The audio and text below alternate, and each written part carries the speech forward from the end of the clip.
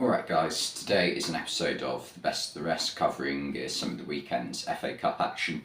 So we'll start off with Walsall versus Leicester, and this was a game which Leicester won 1-0, but realistically should have won by more. The amount of chances they had and didn't take. I think Patson Daka was probably the most guilty culprit of this, with the amount of efforts he had on goal in the first half and the big chance he has in the second half as well before he got subbed off. I felt he should have scored at least one. They had the penalty just after half time, which for me was never really a penalty. Yuri Tielemans took it and hit the inside of the post and missed, but I think he was a little bit unfortunate with the fact that the penalty took a bit of a bobble, but I think that's a very, very much a sign of a player who plays Premier League football, because I think any footballer who plays consistently on poor pitches, like let's say League One and below, will tell you if you've got a penalty on a poor pitch, you put power in it and you don't strike it across the floor, you just lift it a bit above the ground. Because if you do that, you never know what's going to happen with the bobble. It might help you, it might send the keeper the wrong way. Well, not completely the wrong way, but it might just bobble just outside the keeper's initial hands where he's placed them. It might not give him enough time to react, or it might just bobble it wide, and in this case it bobbled it onto the post. It was probably going in. But for me it wasn't a penalty in the first place. It happened inside the box, so I don't know why the referee gave a free kick originally, because it was a good half a yard inside the box. But Hutchinson, even though it is a really wild swing, really rash, he doesn't actually touch his man. So for me, I don't think that's should ever have been given a penalty, because there is no contact. It was reckless, but no contact. Leicester did take the lead through Kelechi and Acho with about 15-20 minutes to go after he came off the bench. And he looked good when he came on, he looked sharp. I mean, he is one of the most prolific goal scorers in the FA Cup over the past decade or so. But I can't see why Leicester don't start him over Patson Daka. Don't get me wrong, I understand Daka causes a lot of problems to opposition defences, but I just don't see. I haven't seen it with Daka so far in his first 18 months or so in English football. I know he's still a young player, and you got to give him time and all that. But I just think he and Acho is. I know he can be a bit hot and cold at times in terms of his form. He has really good spells where he'll score a goal a game, but and sometimes he'll go a few games without a goal. But I just think with the bit more experience he's got and the fact that he's a very good finisher, he's more what Leicester needs right now. I think they need someone who can sort of guarantee you goals across the season up front. Jamie Vardy's knocking on a bit now. He's in I think he's past 35. He must be 36 now, I think. And Daka's just not been doing it for this season for me. So I think he and Acho deserves a run of games now, whether that's with Daka up front as well or not. But Walsall, they didn't play badly. They defended well for the majority of the game. Owen Evans in goal, I thought, made some brilliant saves. Wilmot on the right, I thought, played very well as well. As did Knowles, more on the left side. But they definitely had some good performances within the team. Leicester, I thought Dewsbury Hall was probably the best player, followed by non-police Mendy. I thought Mendy played quite well as well in midfield.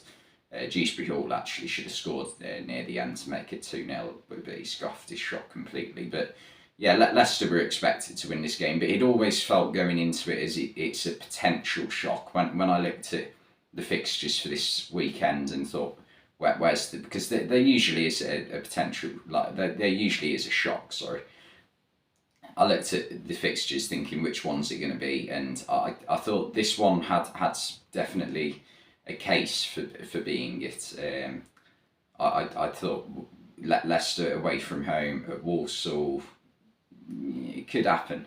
In the end, it didn't. Leicester did put in a good performance. It was just the finishing that was missing more than anything. But Walsall definitely had their moments in front of goal. I thought Williams had a good chance in the second half. They nearly scored a scrappy goal right at the end as well. And then in the 3 o'clock kickoff, Fulham and Sunderland played out a 1-1 draw, and this game was a brilliant game to watch, I thought. Sunderland, I think you could make a case for being the better side in this game. They had lots of opportunities throughout the game. They took an early lead through Clark, and it was absolutely shocking defending from Mr. Diop, to be honest, because Diop can see Clark come towards him, but he just keeps stalling on the ball, doesn't get rid of it. Like if he isn't confident that he can make a pass, you just got to hoof it up the pitch, and he doesn't do that. Lets Clark take it off him, and it's a good finish from Clark as well. Slots it into the bottom corner. And Fulham from then on, they created a couple of chances, but I still felt as though Sunderland were the better side for probably the first hour of the game. The only real times they were caused any problems by Fulham was on the few occasions Manor Solomon got on the ball on the left, put in a good cross, and there was an absolutely amazing goal line clearance from Ballard on the Sunderland defence in one instance from Pereira volley, and God knows how it stayed out because it deflected off Ballard, and it was a really good block onto his goalkeeper, and it was going in if the goalkeeper wasn't there. So yeah, it was a brilliant piece of defending, although quite fortunate as well at the same time. But yeah, Sunderland, they created lots of chances. The big disappointment for them this game is the fact that they have lost their striker Stewart up front, which will be a big miss for them, I think. But Barr, who came on for him in his place, I thought had a good game, really good game in fact. And the front four of Barr, Clark, Roberts and Amad Diallo all caused problems right throughout the game. In fact, I think Amad Diallo should have scored on a couple of occasions. He had that many chances. He really ought to have taken one of them at least. And that would have put the tie to bed, but they just couldn't take their chances in the first hour of the game. That was Sunderland's big issue. And then, with about half an hour to go, Fulham started to get more and more chances. Willian had a couple of shots that had to be saved, and Patterson in goal for Sunderland put in a brilliant performance, saving loads of shots from distance, from close range, like a right mix. Even Bobby Deckard over Reed's header right at the end, he did really well to save. So yeah, he had a very good game. But it was Tom Kearney who got the equaliser for Fulham, and it was a brilliant piece of individual skill on the edge of the box, and just feints past two Sunderland players and strikes it into the bottom corner. Brilliant goal. For me, possibly goal of the weekend, definitely a contender. There were some good goals this weekend in the FA Cup, so it is a bit tricky to say off the top of my head. But yeah, I thought Fulham, to be fair, they did have some good performers. I thought Harry Wilson and Solomon played very well on the wings. Kearney had a good game. Even Levin Kazawa, I thought a left back had a solid game as well. But right at the end of the game, there was nearly a bit of like a FA Cup fairy tale finish, with a 15-year-old Rigg coming off the bench and putting the ball in the back of the net, 86th minute. And there was an offside in the build-up from Barr, but I don't think it was actually Barr's fault that he was offside. He timed his run quite well. He just, I think the pass got delayed maybe half a second too much, and in that half a second, Harrison Reed, who came off the bench, I think for Paulinho, or it might have been Kearney, Harrison Reed is playing him on, and he realises just at the last moment, I'm playing him on. So he takes the step forward, and that is a crucial step in terms of playing Barr offside, and that is what saves Fulham in the end. But yeah, it was a well worked goal, and I mean, what a story that would have been if a 15-year-old substitute with 5 minutes to go comes on and scores the winner in front of the away fans. That would have been some finish to this game, and it was a brilliant game to watch, to be honest. I really enjoyed it. It was well worth watching. But yeah, I think the replay for this one will be really interesting as well, because it'll be interesting to see what sort of side both teams put out, because both teams have got stuff to play for this season. And then in the tea time game, Tottenham beat Preston North End 3-0 away from home. In a game where Tottenham, I think the best word I can give to describe this performance from them was dominant, but I don't think it was spectacular. Preston, they sat very deep throughout most of the game. It was only when they went behind they had a short 5 minute spell where they pushed forward a little bit. But for the majority of this game, it was just, sit back, try to defend, give Tottenham all of the ball, but try not to let them break us down is what I think their mentality was going into this game. And I think that's a lot of what Preston did, to be honest, because I remember reading earlier on in the season that Preston had broken football almost, because I think in their first 7 games they went unbeaten, but every single game they'd had either finished 0-0 or 1-0 to Preston. So I think there was like 4 goals in their first 7, or it might have even been 3 goals in their first 7 league games this season, or something ridiculous like that. So yeah, that clearly shows the style of football and what Preston go for in terms of how they go about getting results. And the problem when you do that is if you come up against a quality footballer like Heung-min Son, it's going to be very testing on Freddie Woodman, because Tottenham, in fairness to Preston, really struggled to break Preston down. That they didn't create any real clear-cut chances, any goal-scoring opportunities. In fact, the first half, all of Tottenham's pretty much occasions where they tested the goalkeeper, Freddie Woodman, was from long-distance shots, mainly from Heung-min Son. And I think Son was the only player who, when he got the ball, picked up the ball 20-25 yards from goal. He was the only one who thought, right, we've got to get shots off here. We're not going to be able to, play short, sharp passes in and out, because they've just got that many players back. So Son did test Woodman on a couple of occasions in the first half. And that was a bit of a warning sign to Preston, I think. Because in the second half, when he picks the ball up again in a similar position, this time on his weak foot, not one Preston player gets close enough to him. And I don't know if that's a strategy of just like we're not going to come out at all, because that if one player comes out to close the player down, that leaves a potential space in behind for someone like Kulusevski or Perisic to exploit.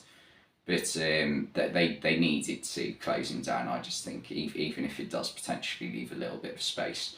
And Son took the shot, and it was a brilliant strike. No goalkeeper in the world saving that. And the second goal as well, he took amazingly. It was a good couple of touches to get the ball out of his feet. And with his left foot, once again, he strikes the ball like the other side to what you would expect him to of the goal. And yeah, it was a brilliant couple of goals for Heung-min Son, and that should do him like the world of good for the rest of the season, or the next few weeks anyway, in terms of confidence, because it has been a bit of a tough season for Son in front of goal. That's 100% for sure. But yeah, the cherry on the cake for Tottenham this game was that Danjuma, new signing, who they pinched off Everton, managed to get on the score sheet towards the end of the game. It was a well-worked goal as well, involving Brian Hill and Kulusevski, who was the only real other Tottenham player throughout this game, other than Heung-min Son, who I thought you could look at and say, yeah, he had a very good game as well. I thought he was one who was causing problems on the right-hand side as well, got a couple of shots off. But yeah, it was a good assist for this goal. Danjuma, though, the finish... I don't think he meant to do that. He didn't get the cleanest contact ever, and he did scuff it, but fortunately for him, it did trickle its way into the bottom left corner. And yeah, that made it 3-0. A good result for Tottenham in the end. Preston, I thought they had a couple of good performances. I thought in goal, Woodman had a good game, and I also thought Leicester in midfield played quite well. It wasn't a game of very high quality, is one thing I would say, but I think for Tottenham, you've just got to look at it and say, they got the job done. The way Tottenham have been this season, it wouldn't have surprised many of their fans, I don't think, if this game had been a frustrating 0-0, or possibly even worse, like Preston nicking a goal at the end or something. And then the final game I wanted to cover today was Wrexham versus Sheffield United. An absolutely amazing game, a proper FA Cup tie, proper early round, early in the competition, fourth round FA Cup tie. You know, goals flooding in. And yeah, it was an amazing game to watch. Though I say that, the first half at times was a bit of a tough watch. I think that was mainly because it struggled to really get going. There were a couple of injuries early on for Wrexham, and also there was a period in the game where I think it was Jayden Bogle who went down with a whack on the nose. I think his nose was bleeding as well. It was a bit stop-starty, but Sheffield United managed to get a goal in the opening 90 seconds before any of the injuries actually happened. Ollie McBurney it was who made a really clever run to pull away from his markers, and that was a bit of a theme in this game actually. Below average defending of set pieces, that was a problem that both sides had. I think that happened on two of the goals for either team. So I think 4 of the 6 goals in this game were partly due to poor marking of set pieces. But for the remainder of the first half, apart from a couple of times where Mullin in particular and Palmer managed to break forward for Wrexham, I don't think there was that many occasions where Wrexham managed to cause much trouble. Sheffield looked fairly in control. I thought Norwood and Doyle in midfield in particular played really well in that first half. But the second half, there was a big change. Wrexham just decided, right, we're going to be more direct. We're going to push bodies right forwards. We're just going to try and win fouls in the opposition half and just put the ball in the box at any opportunity. And they did that. And fortunately for them, there was some poor defending for the other team as well on set pieces. And that happened for the first 2 Wrexham goals. In fact, the first one coming from Jones, and the second one from O'Connor. Jones's finish in particular, I thought was a really clever finish. He didn't get much contact on it, but he managed to just sort of scoop it back across goal, and did just enough to get it past Davis in goal for Sheffield United. And O'Connor's was a good finish as well after another piece of dodgy defending. And then from there on, you're thinking, will Wrexham go for another one, try and make it 3-1? They certainly did that against Coventry in the last round, but they decided, right, we'll just hang back a little bit for a period, and then we'll try and strike them on the counter like we did in the first half. But Sheffield, they started to get forward again, and they got the equaliser through Norwood. And it was a fortunate goal for Sheffield. It takes deflection, falls perfectly back to Norwood after his original shot. And he sort of goes the other side of the goal to what Howard in goal for Wrexham is expecting him to do. And equalises. And then Sheffield, you're thinking, right, they've probably got the upper hand now. They're probably more favourites to win this. But then Daniel Jefferson who had actually a decent game for them up until that point. He was causing problems, especially in the first half. He looked like out of him and McBurney, he looked like the more dangerous one up front. But he had a moment of madness, lashes out at I think it might have been Tozer for Wrexham. I can't remember. It was just a moment of stupidity. He got himself sent off. He should have just kept his cool. And then Sheffield are down to 10 men. Wrexham go ahead after a really well worked goal from Mullin and Dolby, who came off the bench. Mullin finished it really well, and I thought Mullin was probably my man of the match this game. I thought he was brilliant up front for Wrexham. He's more than a non-league player, if we're being completely honest, but unfortunately for Wrexham, they couldn't hold on. And another piece of poor defending from set pieces, this time from a corner, I think. The ball drops at the back post, and Egan's there, and does just enough to get it into the back of the net. Howard got a leg to it, but couldn't keep it out. And this was an absolutely amazing game of football to watch. Finished 3-3. There is going to be a replay, obviously, what a game of football. FA Cup heritage, as some people may suggest. It was a really great game to watch.